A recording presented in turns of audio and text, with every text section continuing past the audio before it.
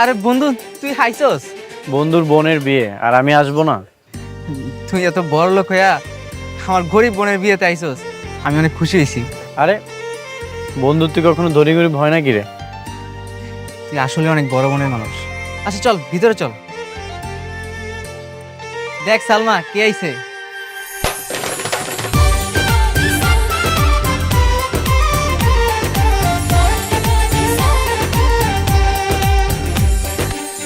তোরে কইছিলাম না আমার বন্ধু আদনান আইবো।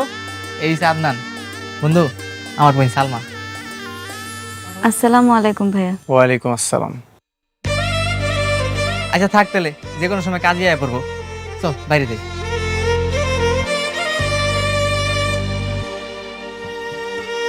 তোর বোন মার্শাল্লাহ অনেক সুন্দর, একদম পরীর মতো দেখতে। যে ছেলেটা তোর বোনকে বিয়ে করবে তো ভাগ্যবান পুরুষ। যদি সুযোগ থাকতো তাহলে আমি একবার চান্স নিতাম। কি যে কস না, দোয়া কর সব যাতে ঠিকঠাক হয়ে যায়। কথা ছিল মোটরসাইকেল দিবেন, বিয়ের আগেই আমি মোটরসাইকেল চাই, নাইলে এই বিয়ে হইব না। বিশ্বাস করেন ভাইজান, আমি লোন উঠাইতেছি, এক সপ্তাহের মধ্যে লোনটা হয়ে গেলে আপনার মোটরসাইকেল আমি কিনে দেবো। রাখেন মিয়া আপনার এই সব বিশ্বাসের কথা, এই সব কথা বাদ দেন। মোটরসাইকেল দিবেন, না হলে এই বিয়ে হইব না। আর একবার যদি বিয়ে হয়ে যায় আমি মোটরসাইকেল পামু? ভাইজান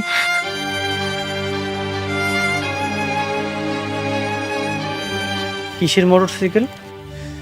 কথা ছিল বিয়াতে পাত্রের একটা মোটরসাইকেল দেওয়া লাগবো। এখন সমিতির লোকটা অসুস্থ হয়ে পড়ছে, তো এই সপ্তাহে টাকাটা উঠাতে পারিনি। তার মানে তোরা যৌতুক দিচ্ছিস? কি করুম কম, ভালো পাত্র তো পাওয়া যায় না। যতই কান্নাকাটি করেন কোনো লাভ হইব না। মোটরসাইকেল দিবেন নাহলে টাকা দিবেন, তাহলে কিন্তু আমার ছেলে আমি ফেরত নিয়ে যাবো। এইরকম ফকিন্নি ঘরে আমি ছেলে বিয়ে দিব না। ও কিন্তু তো আপনি এই যুগে নিজের ছেলেকে বিয়ে করানোর জন্য ভিক্ষুকের মতো ভিক্ষা চাইছেন। আমি ভিক্ষুক? হ্যাঁ আপনি ভিক্ষুক। না না, আপনি ভিক্ষুক না, তাহলে তো তাদেরকে অপমান করা হবে। আপনার কি লজ্জা করে না? আপনি যে যৌতুক চাইছেন, একটা মানুষ তার আদরের মেয়েটাকে আপনাদের হাতে তুলে দিচ্ছেন, আর আপনারা কিনা টাকা চাইছেন। আদনান চুপ কর। ভাইজান কিছু মনে করেন না, ও তো ছোট মানুষ, তাই এই কথা বলে ফেলছে। আঙ্কেল চুপ করেন। এরকম ফ্যামিলিতে আপনার মেয়েকে যদি বিয়ে দেন, ওর ভবিষ্যৎটা শুধু শুধু নষ্ট হবে। ওদেরকে এখান থেকে বের করে দিন, আপনার মেয়ের জন্য খুব ভালো পাত্র পাবেন। এত বড় অপমান, এর পরেও কি আপনার মনে হয় এই মেয়েরে আমি ছেলের বউ বানাবো? অসম্ভব। আরে রাখেন আপনার বিয়ে, 5 মিনিটের মধ্যে এখান থেকে বের হয়ে যান, আর অন্য কোথাও যে ভিক্ষা করেন যান। এই চল, এই ছোট লোকদের বাসায় আন না। আয়।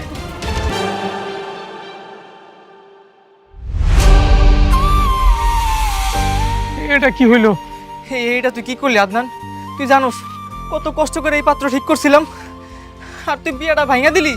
তুই আমাকে এত বড় ক্ষতি কেন করলি? আমি কোনো ক্ষতি করিনি, তোর বোনের বিয়ের জন্য অনেক ভালো পাত্র পাবে। পাত্র? আমার বোন এখন বিয়া করবো কে? কই পাবো পাত্র? মুখে ক যতটা সহজ, বাস্তবতাটা কিন্তু অত সহজ না। তুই করবি আমার বোনের বিয়া?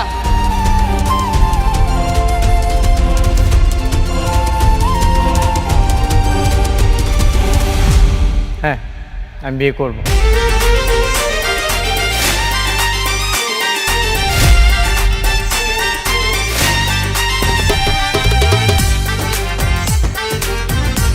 তোর বোনকে যখন প্রথম দেখেছিলাম তখন আমার অনেক ভালো লেগেছিল। দেখ, জন্ম মৃত্যু বিয়ে সব কিছু তো আল্লাহর হাতে। তোর বোনকে হয়তো আমার ভাগ্যে লেখা ছিল। তুই এত কোটিপতি বাবার সন্তান, তুই আমার গরিব বোনের কেন বিয়া করবি? আমি তাকে ভালোবাসতে চাই, সারা জীবন একসাথে থাকতে চাই।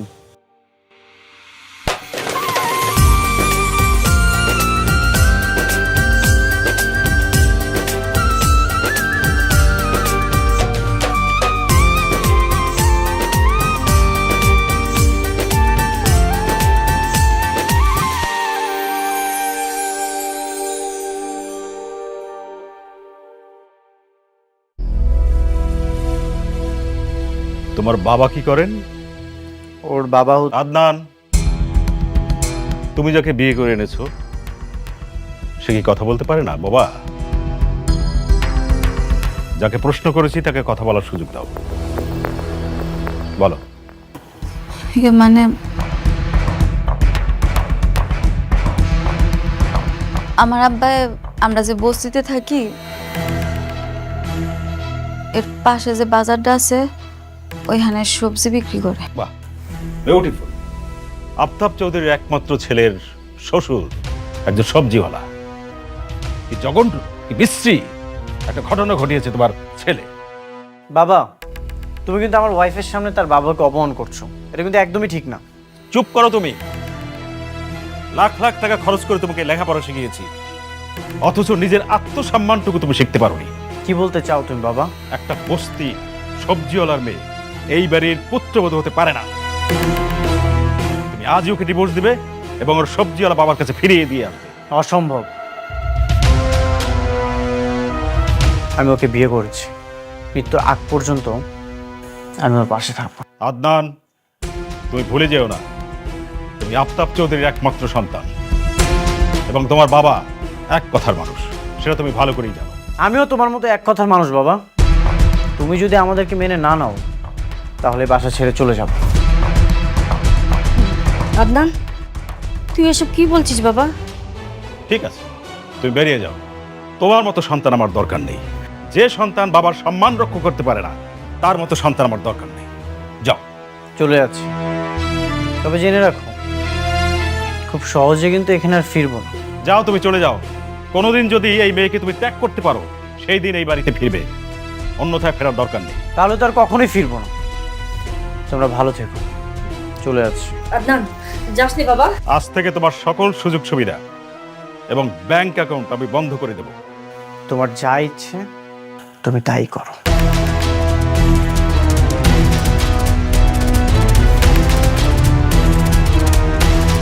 দেখলে তো কত বড় বেয়াদব জন্ম দিয়েছো তুমি।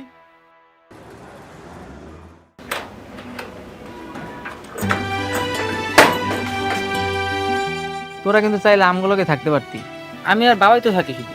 না মামুন, আমি সালমাকে বিয়ে করেছি, আমি ওকে আমার কাছেই রাখবো। কোনোভাবেই চাই না বিয়ের পরও সালমাকে কেউ কোনো ধরনের কথা শোনাক। কে কি কইব? কেউ কিছু কইব না। আচ্ছা বাদ দে, আমরা এইখানেই থাকতে পারবো। দেখি যত দ্রুত সম্ভব একটা চাকরির ব্যবস্থা করতে হবে। চাকরিটা হয়ে গেলে তারপর একটা ভালো বাসা দেখে ভাড়া নিয়ে নিব। আচ্ছা ঠিক আছে, কোনো সমস্যা হলে জানিস কিন্তু। ভাইয়া, আব্বার দিকে খেয়াল রাখিস। আব্বা তো খালি কান্না করে। আব্বারে কইস কান্না না করতে। যদি কিছু লাগে তাহলে আমি তো এখানে আছি, এখানে আমার লগে দেখা করে যাবো। আচ্ছা ঠিক আছে, ঠিক আছে, আমি তাহলে যাই। নে, ভালো থাকিস, যাই।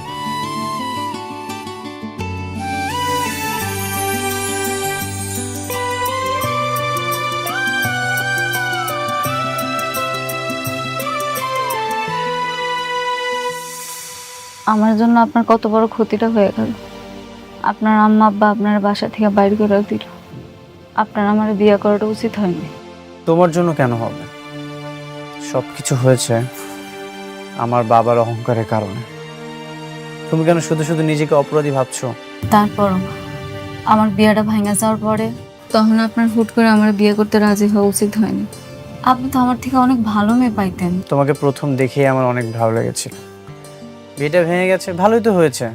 আমি খুশি মনে তোমাকে বিয়ে করেছি। আল্লাহ যা করেছে, যা রেখেছে ভাগ্যে, আশা করি ভালোই রেখেছে। ইনশাআল্লাহ। আমি সবসময় তোমার পাশে থাকতে চাই, ভালোবাসা দিই। আপনার আমি কথা দিতেছি, আমি সারা জীবন আপনার পাশে থাকবো। আচ্ছা, কালকে কিছু আসবাবপত্র কিনতে যাব। আমার কাছে কিছু টাকা আছে, সেগুলো দিয়ে হয়ে যাবে। আচ্ছা, তাহলে আমিও আব্বারে কমু আমগো কিছু জিনিসপত্র কিনে দিতে। না, বাবাকে কিছু বলবে না, বাবার থেকে কিছু নেওয়া যাবে না। এই বাসাটায় আসার পরে তো এখানে খাট আছে, আরও কিছু আসবাবপত্র আছে। রান্নার কিছু জিনিসপত্র দরকার, সেগুলো কালকে নিয়ে আসবো। আচ্ছা ঠিক আছে।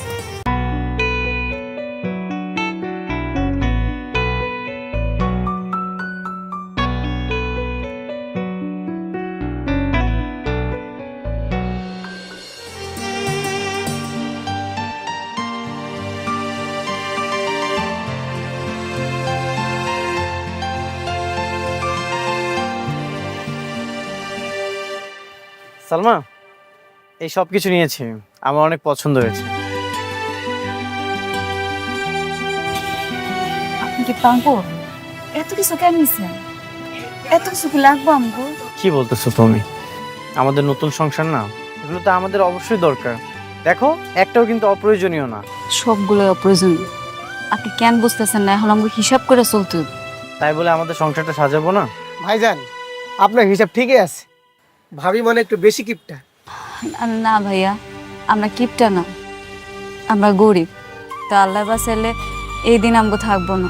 ওনার একটা চাকরি হয়ে গেলে আপনার দোকান থেকে সব কিছু নিয়ে যাবো, বেশি বেশি করে নিয়ে যাবো, কথা দিলাম। ঠিক আছে ভাবি। আচ্ছা, কি কি লাগবে দেখো। শোনেন, আমি আপনার বোঝায় বলতেছি, আমগো আপনি 2টা প্লেট দিবেন, 2টা চামচ, একটা কড়া দিবেন, আর হচ্ছে একটা ভাত রন্ধনের পাতিলা দিবেন। এই কটা দিলেই হবে। আচ্ছা ভাবি, ঠিক আছে, দিচ্ছি।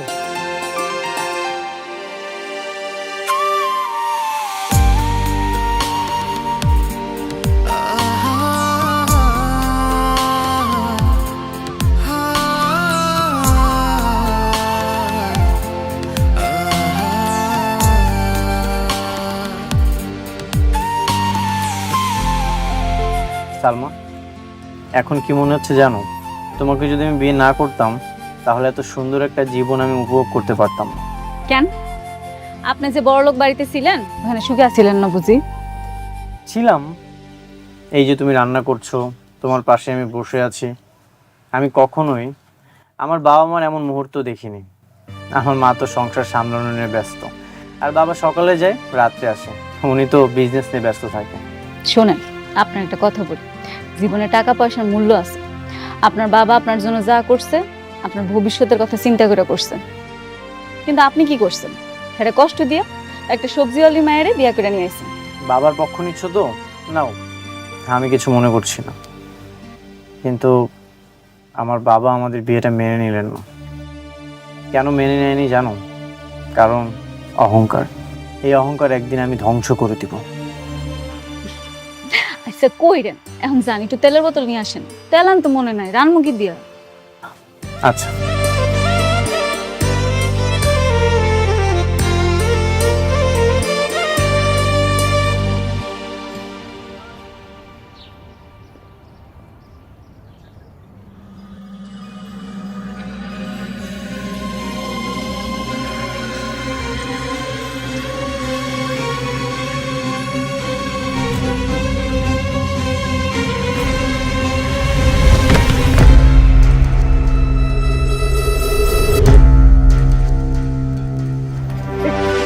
সালমা, সালমা, কি হয়েছে তোমার? ঠিক আছো তুমি? আমার মাথা জানি কেমন ঘুরাইতেছে, বাম পাশটা ব্যথা করতেছে মাথা। মাথা ঘোরাচ্ছে? বমি পাচ্ছে নাকি? হয় একটু একটু। গতকালকে তো বিয়ে করলাম, কি কোনো সুসংবাদ পাবো নাকি? আপনার কি মাথাটা ঠিক আছে? কি কইতেছেন এসব? তোমার মাথা ঘোরাচ্ছে, বমি বমি ভাব হচ্ছে, এটা তো তেমন একটা ভালো লক্ষণ না। চলো, তোমাকে এখনই ডাক্তারের কাছে নিয়ে যেতে হবে। না, আমি ঠিক হয়ে যাবো। বলেছি না, তোমাকে এখনই ডাক্তারের কাছে নিয়ে যেতে হবে। চলো তুমি। আচ্ছা ঠিক আছে, নিয়ে যাবেন। আগে রান্নাটা শেষ করি, আপনি আমার পাশে বসেন। যদি কিছু হয় আপনি আমার ধরেন। আচ্ছা। বিয়ে হয়েছে কতদিন? গতকাল। গতকালকে বিয়ে হয়েছে আর আজকেই চলে আসছেন প্রেগন্যান্সি টেস্ট করতে? না মানে, ওর খুব মাথা ঘুরছিল, বমি বমি ভাব হচ্ছিল, সেই জন্য এসেছি। এটা তো কোনোভাবেই সম্ভব না। আপা, কি বলে আপনার হাজবেন্ড এগুলো? ম্যাডাম, আপনি একটু টেস্টের রিপোর্টগুলো দেখেন না, সব কিছু ঠিকঠাক আছে কিনা। অনেক সময় বিয়ের আগে প্রেমিক প্রেমিকা শারীরিক সম্পর্ক করে বিয়ে করে, সেক্ষেত্রে বিয়ের পরে প্রেগনেন্ট হওয়ার একটা বিষয় থাকতে পারে। আপনারা কি প্রেম করে বিয়ে করেছেন? না না, ওর সাথে প্রথম দেখাতেই আমার বিয়েটা হয়েছে। এর আগে আমরা কেউ কাউকে চিনতাম না। তাহলে বাচ্চার কথা কেন আসতেছে? আচ্ছা আপা, আপনার কি বিয়ের আগে কারোর সাথে কোনো রিলেশন ছিল? আই মিন, তার সাথে শারীরিক সম্পর্ক? জি, এগুলো আপনি কি কইতেছেন? বিয়ের আগে তো আমি ছেলেগুলোকে ঠিক মতো কথাই কইতাম না, আর শারীরিক সম্পর্ক তো অনেক দূরের কথা। ম্যাডাম, এই যে রিপোর্ট। আচ্ছা, ইউরিন টেস্টের রিপোর্ট চলে আসছে, আমি একটু চেক করে দেখি। হ্যাঁ, তুমি কোনো চিন্তা করো না, ভালো কিছুই হবে। তারপরে একটু টেনশন লাগতেছে। আপনি প্রেগনেন্ট না, সব কিছু স্বাভাবিক আছে, কোনো সমস্যা নাই। আর বাচ্চা পেটে আসা এত সহজ না। কিন্তু ওর তো খুব মাথা ঘোরাচ্ছিল, বমি বমি ভাব হচ্ছিল, তাহলে এগুলো কিসের লক্ষণ? অনেক সময় বিভিন্ন কারণে এটা হতে পারে। আর আমি 2টো টেস্ট আরও লিখে দিচ্ছি, আপনি কালকে টেস্টের রিপোর্ট আমাকে অবশ্যই দেখায় যাবেন, ঠিক আছে? ঠিক আছে, ধন্যবাদ।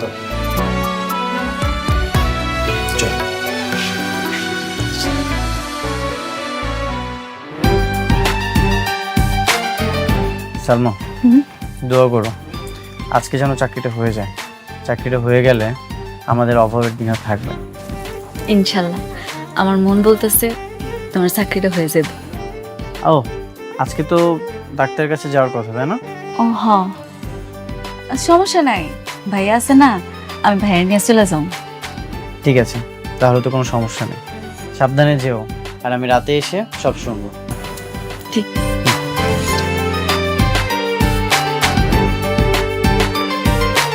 আসি।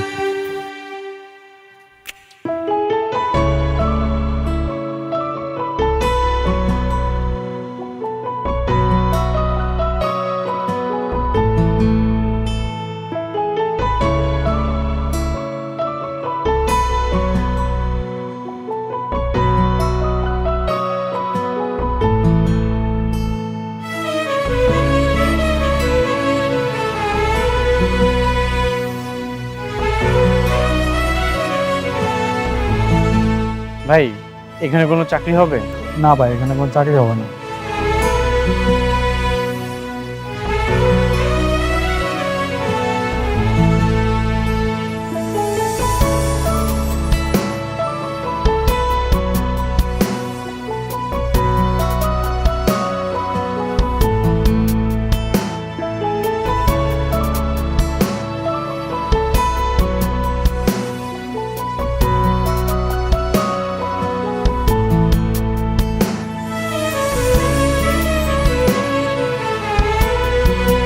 হ্যালো। রোকন, হ্যাঁ বল। আমাকে একটা চাকরির ব্যবস্থা করে দিতে পারবি? খুব ইমার্জেন্সি। কি বলস, তুই চাকরি করবি? আমার তো বিশ্বাসই হচ্ছে না। সত্যি আমি চাকরি করব। বাবার সাথে রাগ করে বাসা থেকে বের হয়ে গেছে। ও আচ্ছা, তাই বল। আমার জানাশোনা আপাতত নাই। তার মানে তুই কোনো ব্যবস্থা করতে পারবি না? না।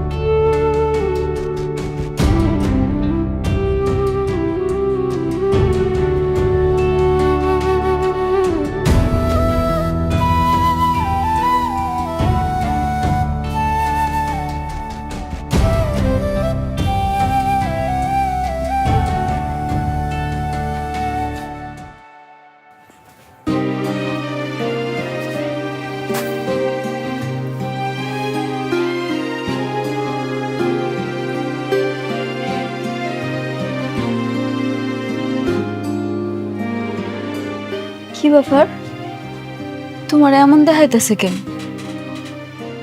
তোমার কি মন খারাপ? ইন্টারভিউ ভালো হয় নাই?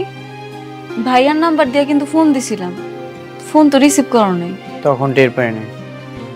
তারপর আমি আবার কল দিয়ে কথা বলেছি, ইন্টারভিউটা ভালো হয়নি।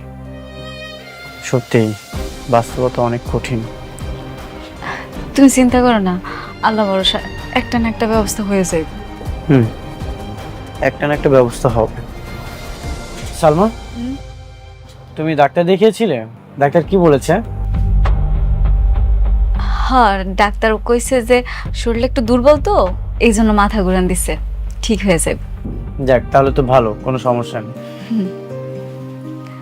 একটা কথা, বলো। কালকে যে আমরা এত কিছু কিনলাম, চাল তো কিনতে মনে নাই, সকালবেলা যে রান্না করবো বাসায় তো চাল নাই। তুমি চিন্তা করো না, কালকে একটা ব্যবস্থা হবে। আচ্ছা, তাহলে তুমি হাত মুখ ধুয়ে ফ্রেশ হয়ে নাও, আমি তোমার খাওয়ানোর ব্যবস্থা করি।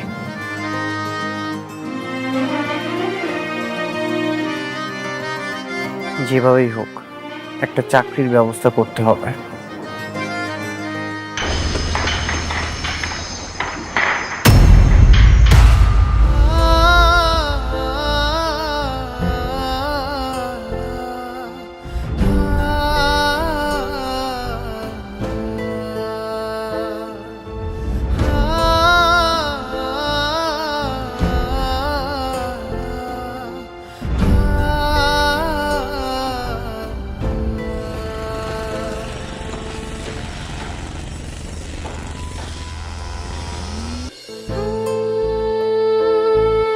থাক, আর লুকাই দেবো না, দেখছি আমি।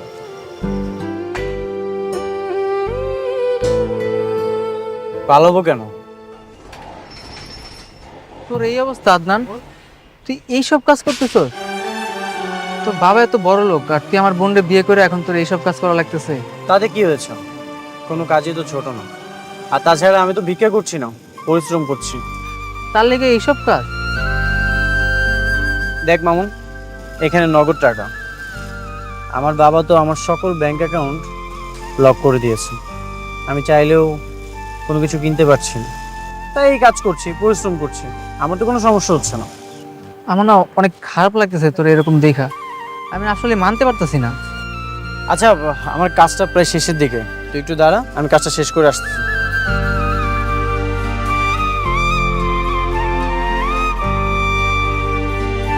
সালমা, সালমা। আরে ভাইয়া, দুই বন্ধু দেখে এক লগে, ভালো হয়েছে। ভাইয়া ভিতরে আয়, খাওয়ার ব্যবস্থা করি। না রে সালমা, খামো না, তোর একটা কথা কইতে আইছি। কি কথা ভাইয়া? আজকে আদনানে দেখলাম রড সিমেন্টের কাজ করে সংসারে টাকা ইনকাম করতেছে। আমি দেখে অনেক অবাক হয়েছি। ও কত বড় লোকের ছেলে, ও বাবার কোটি কোটি টাকা, আর ও কিনা এইসব কাজ করতেছে। বাদ দে না দোস্ত, খামারকে কেন বলতেছোস? কাজ তো কাজই। বন্ধু হইয়া বন্ধুর কষ্ট দেখতে অনেক খারাপ লাগে, আর তোর এই পরিণতির জন্য আমরাই দায়ী। কি যে বলস, তোরা কেন দায়ী হবে? ভাইয়া ঠিকই কইছে, সব দোষ আসলে আমার। আপনি একটা কাজ করেন না, আপনি আমার ডিভোর্স দিয়ে আপনার আম্মা আব্বার কাছে চলে যান, গিয়া কইবেন আপনি আমার ডিভোর্স দিয়েছেন, দেখবেন ওনারা আপনারা ঠিক মাইনা নেব। সালমা, আর কখনো এই কথাটা মুখে নিবে না। আমার মৃত্যুর আগ পর্যন্ত একসাথে থাকবো, যা কষ্ট করো দরকার সব কিছু করো। আপনি কেন বুঝতেছেন না? এখানে থাকলে আপনার জীবনটা শেষ হয়ে যাইব। হোক শেষ, তাতে কোনো সমস্যা নেই। আমরা বাঁচতে হলে একসাথে বাঁচবো, আর মরতে হলেও একসাথে। তুমি আর আমি চলি মেঘের পালকি চড়ে, গল্পেরা সব ডানা মেলে রঙিন এই শহরে। হাজার বছর কাটুক না হয় এভাবে হাত ধরে, ভালোবাসা অমর থাকুক হৃদয় গহীনে। একটুখানি থেকো পাশে, মন যে তোমায় ভালোবাসে। ভাই, শাড়িটা লাস্ট কত টাকা রাখতে পারবেন? যদি আমাদের বাজেটের মধ্যে হয় তাহলে নিব। ভাইয়া এটা লাস্ট 4,500 টাকা রাখা যাবে।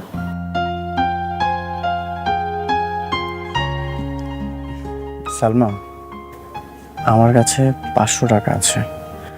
এই শাড়িটার দাম তো অনেক বেশি, তুমি একটা কাজ করো, 300-400 টাকার মধ্যে একটা শাড়ি নাও। না থাক, নেওয়া লাগবো না, সমস্যা নাই তো। তোমার কাছে যখন টাকা হইব তখন তুমি কিনা দিও। না না, মার্কেটে যেহেতু এসেছি কিছু না কিছু তো নিয়ে যেতেই হবে। 200-300 টাকার মধ্যে শাড়ি নাও, কম দামের মধ্যে। আরে না, আমরা এমনও পড়া হয় না, নিয়ে এমনি ফালা রেখে ঘরের মধ্যে। কি দরকার শুধু শুধু টাকা নষ্ট কর? ঠিক আছে, তাহলে চল। কি হলো ভাইয়া, নেবেন না?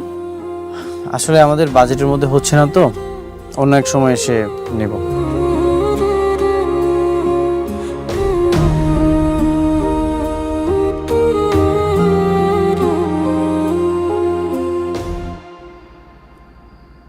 সালমা, আজকে তোমাকে শাড়িটা কিনে দিতে পারলাম না, মন খারাপ করো না। আরে না, মন খারাপ করুন কেন? যখন তোমার টাকা হইব তখন তুমি আমার কিনে দিও। আচ্ছা ঠিক আছে। আমি না কখনো অভাব বুঝিনি, এভাবে যে জীবনে সংগ্রাম করে চলতে হয় এটাও আমি কখনো ভাবিনি। যাই হোক, তবে এই জীবনটা আমি বেশ উপভোগ করছি। ঠিকই বলছো, জীবনে কষ্ট ছাড়া না সহজে কিছু পাওয়া যায় না। আচ্ছা, সকাল 7টার দিকে আমাকে ডেকে দিও, দেরি হয়ে গেলে তো অনেক রোদ উঠবে, তখন কাজ করতে কষ্ট হবে। আচ্ছা ঠিক আছে, ঘুমাই পড়ো। আচ্ছা।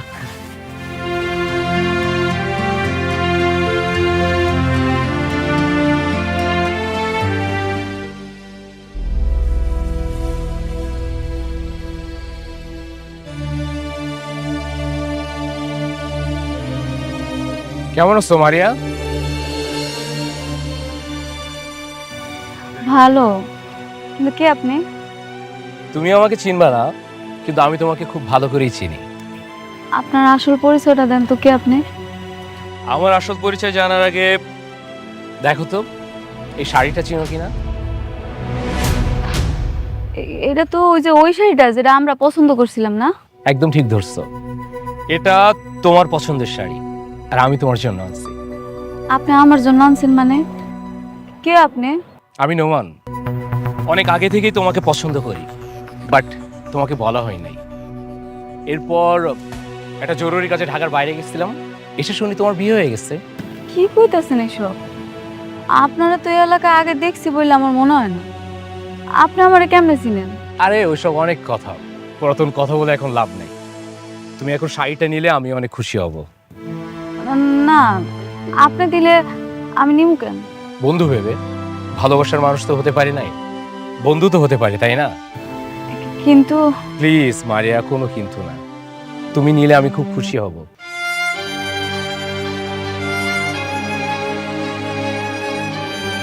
Please. Thank you so much. আচ্ছা, আমি আসি। ওকে, আবার দেখা হবে আমাদের।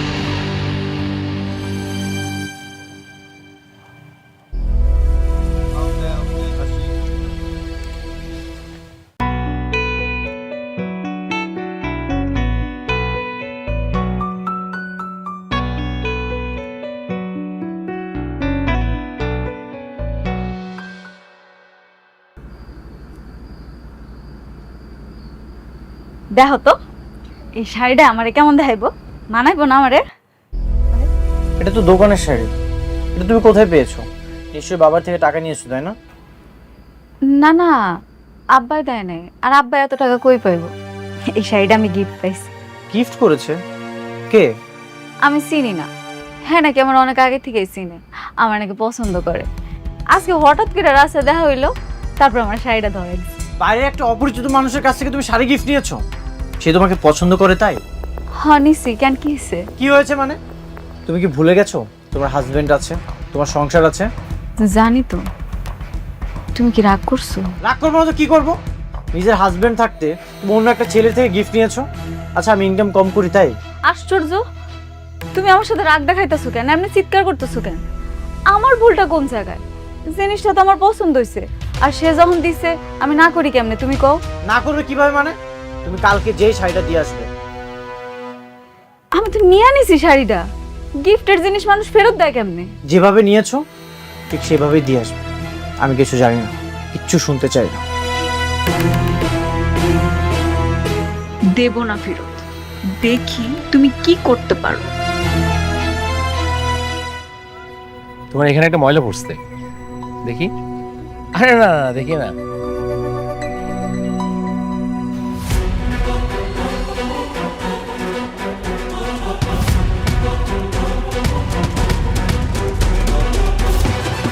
সালমা,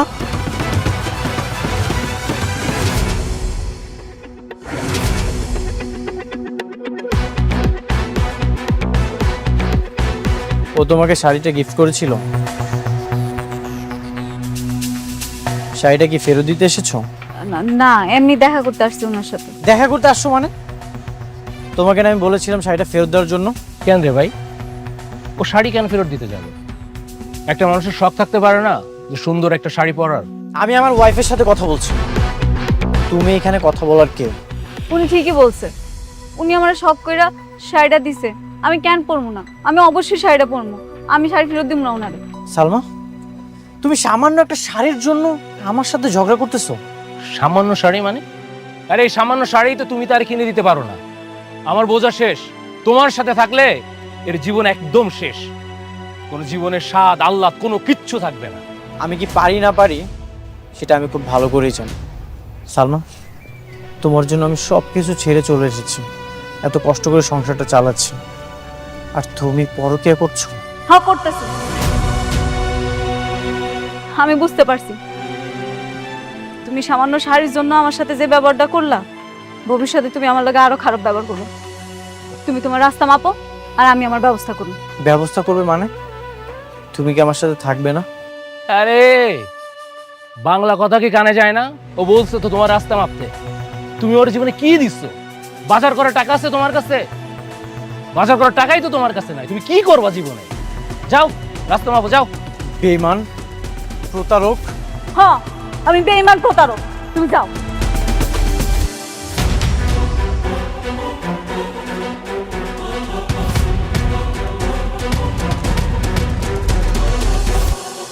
আমি আগেই জানতাম এই ছোট লোকগুলো ভীষণ লোভী হয়।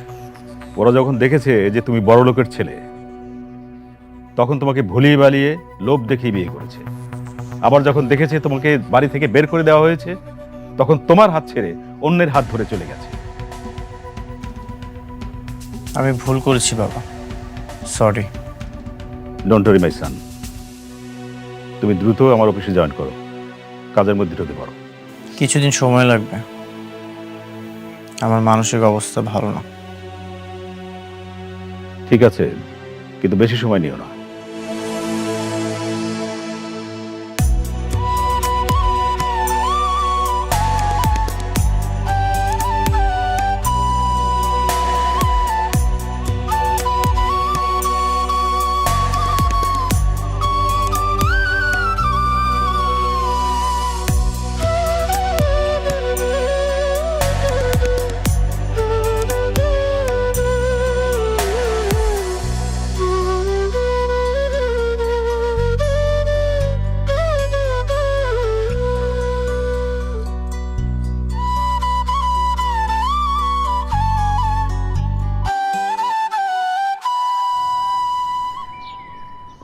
খাও।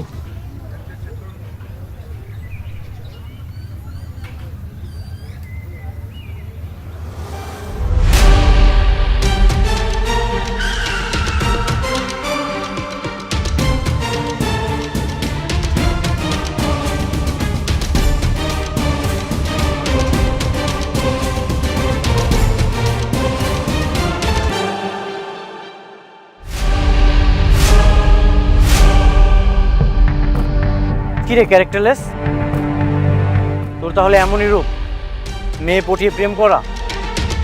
মানে কি বলতেছেন আপনি? সেটা এই ক্যারেক্টারলেসটাকেই জিজ্ঞাসা করো। আর কত মানুষের সংসার ধ্বংস করবি তুই? আপনি আমার সাথে ভদ্রভাবে কথা বলবেন। তুই কি ভালো ব্যবহার পাওয়ার যোগ্য? আমার সাজানো গোছানো সংসারটা তুই ধ্বংস করে দিয়েছিস।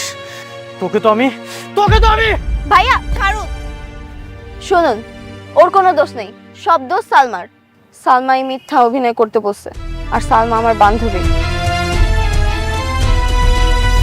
মানে? আমি তোমাকে বলেছিলাম যে এই সব ঝামেলার মধ্যে আমি জড়াতে চাই না।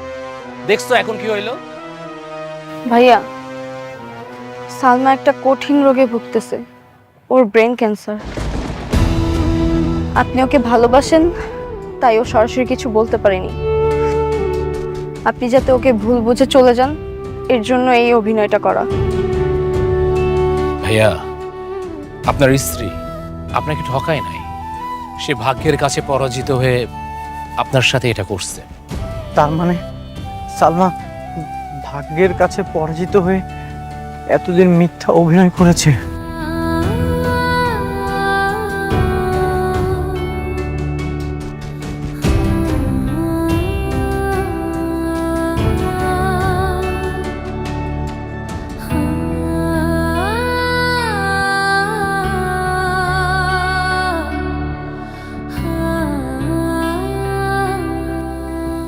সালমা, সালমা, আদনান তুই সালমা কোথায়? ঘরেই আছে, তুই আবার আইসস কেন? সালমার যে এত বড় একটা রোগ হয়েছে, তুই তো আমাকে জানাতে পারতি। তুইও আমাকে জানালি না। সালমা চাই নাই তুই এগুলো যাই না কষ্ট পাস। আচ্ছা, সালমা কোথায়? সালমা, সালমা,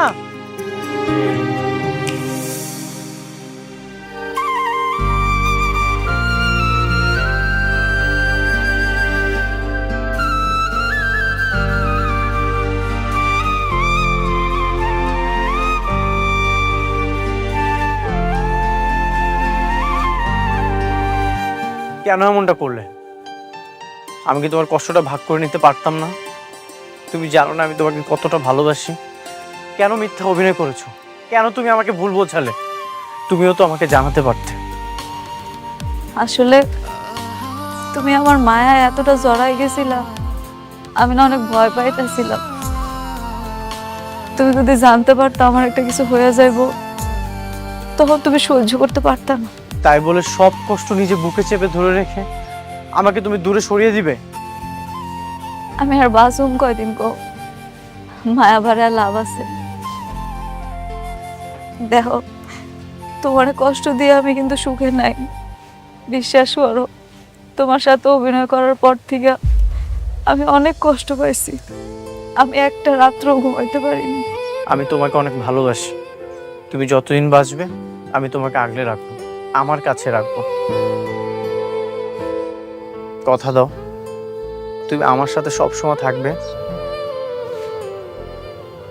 কথা দিলাম, যে কয়দিন বাঁচি তোমার সাথে বাঁচব, মরতে হলো তোমার বুকেই মরণ।